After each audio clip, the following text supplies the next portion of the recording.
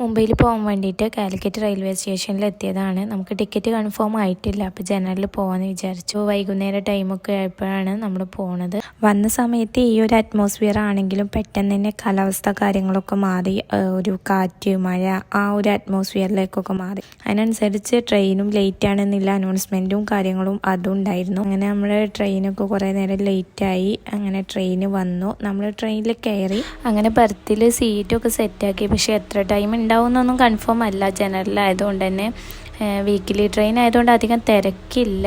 ഒന്ന് സെറ്റായതിന് ശേഷം വീട്ടിൽ നിന്ന് ഞങ്ങൾ ഫുഡ് കൊണ്ടുവന്നിട്ടുണ്ടായിരുന്നു. അപ്പോൾ ഫുഡൊക്കെ കഴിച്ചിട്ട് അങ്ങനെ കിടന്നു.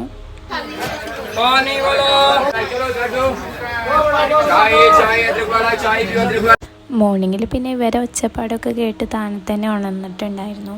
പിന്നെ ടോയ്ലറ്റ് നമുക്ക് എന്തായാലും യൂസ് ആക്കാൻ പറ്റാത്തൊരവസ്ഥയിൽ തന്നെയായിരുന്നു. അതുകൊണ്ട് പിന്നെ അങ്ങോട്ടേക്ക് ആ വഴിക്ക് പോയതേ ഇല്ല.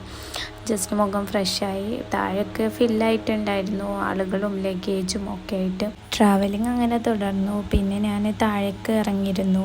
താഴെയുള്ള പുറത്തുള്ള കുറച്ച് കാഴ്ചകളൊക്കെ കാണാമെന്ന് വിചാരിച്ചിട്ട് അങ്ങനെ പുറത്തുള്ള കാഴ്ചകളൊക്കെ കണ്ട് അങ്ങനെ ഇരുന്നു. അത്യാവശ്യം നല്ല ലോങ് ഉണ്ടല്ലോ.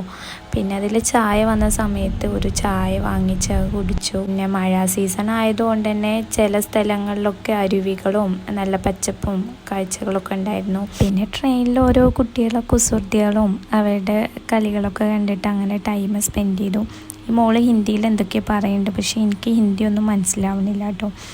അങ്ങനെ നമ്മൾ പൻവേൽ റെയിൽവേ സ്റ്റേഷനിൽ ഇറങ്ങിയിട്ട് നമ്മൾ റൂമിൽ പോകാൻ വേണ്ടിയിട്ട് ലോക്കൽ സ്റ്റേഷനിൽ വെയിറ്റ് ചെയ്തുകൊണ്ടിരിക്കുകയാണ്. ഇനി കുറച്ച് ദിവസം മുംബൈയിലായിരിക്കും. അപ്പോൾ മുംബൈയിലെ വിശേഷങ്ങളായിട്ട് വരാം.